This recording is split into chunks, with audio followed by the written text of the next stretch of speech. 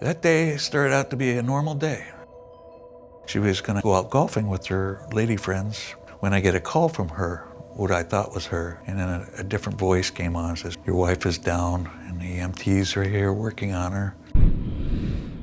My clearest memory is the fact that I was signing for the green fees and then I blacked out.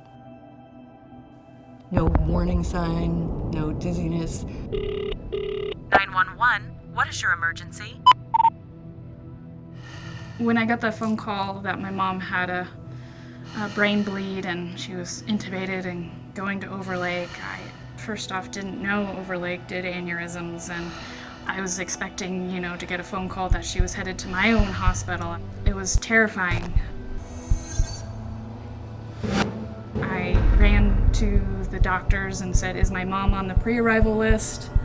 I had another staff member call to Overlake and find out her status and that she was getting surgery there. And I had one of my coworkers drive me down because I couldn't manage to drive myself. I was just in tears. Knowing that majority of patients don't make it to the hospital with one aneurysm, and she had two. So Marielle is a great example. She had her aneurysm rupture on the east side. Traditionally, she had been shipped to downtown Seattle to have it taken care of. And you can imagine the amount of time lost in just traveling from Snoqualmie to downtown Seattle, where she could have been taken care of. And that time is precious. Every minute or second that goes by is an opportunity to have a stroke and more brain cells lost.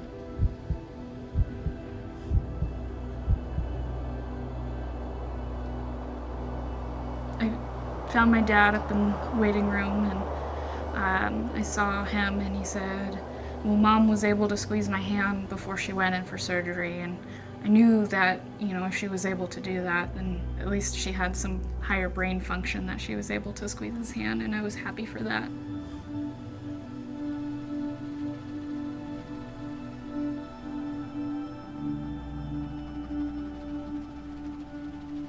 It was terrifying, seeing my mom with a breathing tube. It made her look like a totally different person. She was sick. She was laying there.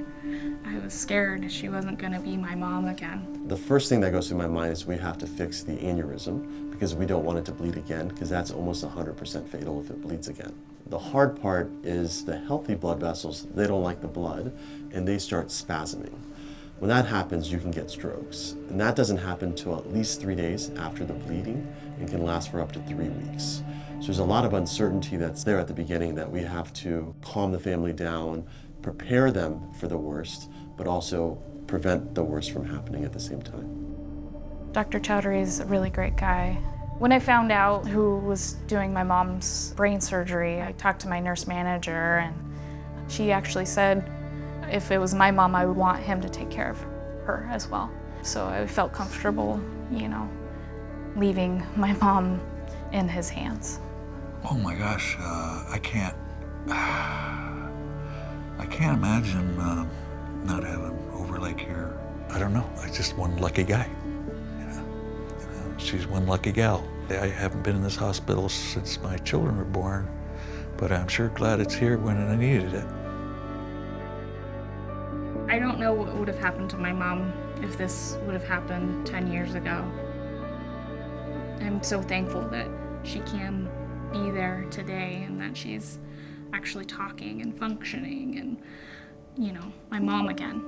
Whether it's stroke, epilepsy, brain tumors, spine issues, we want to be able to provide that same world-class care that we've been providing for years at Overlake to our community.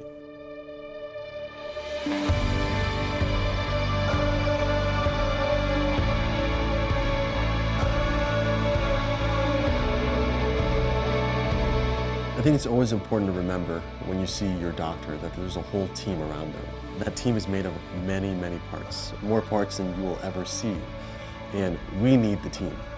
That's what we need to be successful and to provide the best care that we can. I wanted to thank everyone that took care of my mom, from the EMS crew to the emergency room, all the nurses and the doctors, to Dr. Chowdhury and all the tech support and all the nurses that took care of my mom on the floor. You guys mattered, and you saved my mom's life.